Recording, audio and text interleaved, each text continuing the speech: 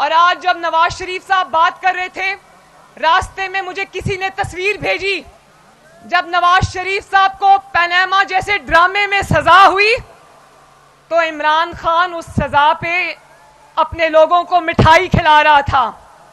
आज नवाज शरीफ साहब ने इमरान को 10 साल आज सजा हुई है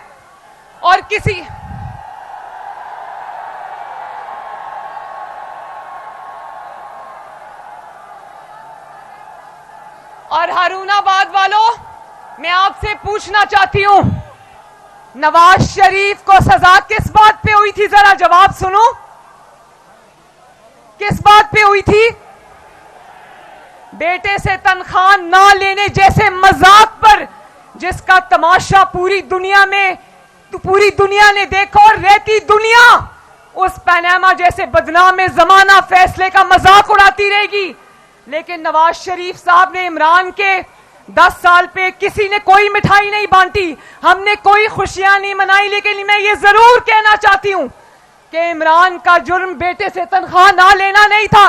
जरा भाई, मैं बात कर रही हूं, उसका जुर्म कोई मजाक नहीं था, उसने संगीन जुर्म किया था। जब उसने देखा कि उसका इक्तदार जा रहा था तो वजीर आजम होते हुए उसने एक झूठा कागज लहरा के कहा कि ये साइफर है, मेरे खिलाफ साजिश हुई है, झूठ बोला, कौमी सलामती से खेला। तो मुझे बताओ, क्या उसको ये सजा ठीक हुई है या गलत हुई है? नवाज शरीफ साहब आपके सामने ये बैठे हैं, कितनी मर्तबा वजीर आजम रहे हैं? 3 बार अल्लाह के फजल से और आपकी ताकत से नवाज शरीफ 3 बार वजीर आजम बना।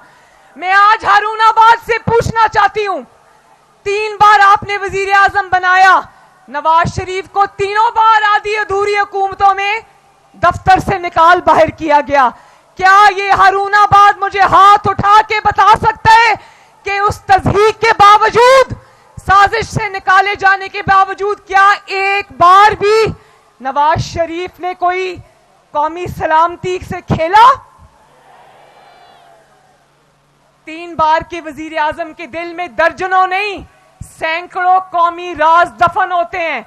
लेकिन आफरीन है इस कौम के बेटे पर कि निकाल भी दिया दफ्तर से बाहर, साजिश भी की, जेलों में भी डाल दिया, झूठे मुकदमे भी बना दिए, लेकिन नवाज शरीफ ने कौमी सलामती पर कभी आंच नहीं आने दी।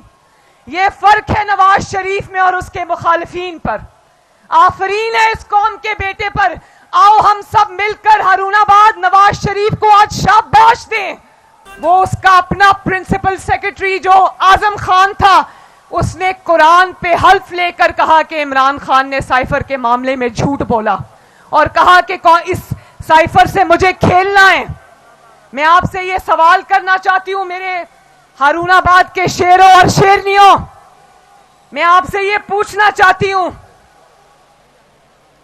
कि क्या सिर्फ इसलिए कि आप इक़्तिदार से बाहर निकाले जा रहे और आपके अपने लोगों ने आपको छोड़ा, नवाज शरीफ के किसी एमएनए एमपीए ने नवाज शरीफ को नहीं छोड़ा?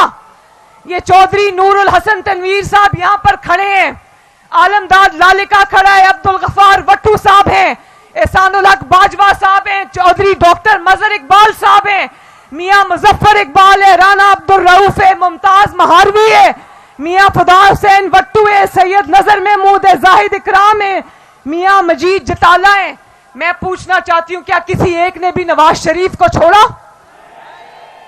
इसके अपने लोग इसको छोड़कर चले गए तो इसने साइफर का ड्रामा रचाया, मुल्क की सलामती से खेला। तो ये जुर्म जो है, ये संगीन जुर्म है, कोई मजाक नहीं है। आज ये कई टीवी पर एंकर्स बैठ के कहते हैं ये सियासी सजा है, ये सियासी मुकदमा नहीं है, ये सियासी सजा भी नहीं है। और जो लोगों की आंखों पर पट्टी बंधी है इसको सियासी मुकदमा कह रहे हैं, कान खोल के सुन ले। ना ये सियासी जमात है, ना ये सियासी मुकदमा है। जो क्या सियासी जमातें अपने मुल्क पर हमला कर देती हैं? जवाब दो हारूनाबाद वालों, क्या सियासी जमातें मेट्रो बस के स्टेशन को आग लगाती हैं? क्या सियासी जमातें शोहदा की यादगारों पर हमले करती हैं? क्या सियासी जमातें पेट्रोल बॉम्ब्स फेंकती हैं पुलिस वालों पर? क्या सियासी जमातें अपने कारकुनों को दहशतगर्दी की तालीम दिलवाते हैं? क्या सियासी जमातें डंडे वाले, ये जो कीलों वाले डंडे होते हैं अपने लोगों के हाथ में, वो देखकर पुलिस वालों की हड्डियां तोड़वाते हैं, उनके सर फोड़वाते हैं? ये सियासी जमात नहीं है। इसके साथ सलूक भी वही होना चाहिए जो आप दहशतगर्दों की जमात के साथ करते हो।